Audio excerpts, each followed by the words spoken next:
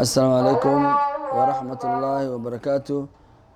walaalaha qiimaha badan oo nagala socda rugta iqraa isku daaweynta quraanka kariimka dhigta diyaarinteedii ay u soo diyaarinaysay casharada dibiga ah oo diiniga ah u soo diyaarinaysay ayaan maanta oo bishu maaragtay ay tahay 3 bisha 7 ayaan hore u sii galaynaa haddii alla idmo waa sida ogtihiin buu rugta iqraa isku daaweynta quraanka kariimka ee dhirta alxamdulilah waxaan isbuucyada hore aan kasoo hadalnay dhowr cudur insha allah maantana waxaan ka hadli doonaa cudurka baabasiirka oo in badan maaragtay soomaalida aada iyo aada maaragtay u taqaano dhib badanna maaragtay u geysta rugta iqraa isku daaweynta quraanka kariimka ee dhirta cudurkaasi waxay ku daaweysaa ayadoon qalin ayadoon gubin iyo ayadoon durin waxay siisaa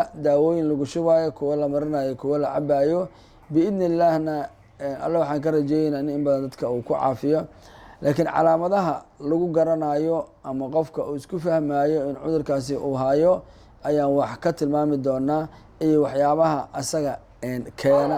marka hore cudurkaasi waxaa keena oo ku yimaadaa dhowr siyood ay ka mid tahay qofka calooshiisa aana soconin oo fadhiisato oo saxaradii adeeg ay noqoto waa waxyaabaha uu maaragta runtii oo cudurkaasi ku yimaado. waxaa kale oo cudurkaasi baabasiirka uu ku yimaadaa fadhiga badan oo la fadhiisto meelaha kulul waa waxyaabaha uu cudurkaasi maaragtay ku yimaado sida derbiyada kulul oo kale ama dadka maaragtay darawalada baabuur taraaga dheer ku socda kuleelkaas dheer ay fadhiyaan waxyaaba uu ku yimaado ayuu ka mid yahay. marka waxaa lagu fahmi karaa calaamadihiisa qofku inuu welwel badan ou dareemo oo welwelo oo maaragtay qalbiga aada iyo aada walaaca uga dareemo calaamada lagu garto. waxaa kale oo baabasiirka waxyaabaha lagu garto ay kamid ah qofka markau jiifto habeenkii ou seexdo oo hurdada ay maaragtay ay bilow ku tahay in ay dusha ka fuulaan wax culus oo maaragtay aada iyo aada u culus ay korka uga soo degtaan kadibna maaragtay ou iska kicin waayo hadduu dhawaaqana dhawaaqiisa aan la maqlaynin waa waxyaabaha baabasiirka lagu garto. waxaa kale oo lagu gartaa cuncun dabada ah. waxaa kale oo baabasiirka waxyaabaha lagu garto runtii kamid ah in saxaradii ay soo kala go-go-do.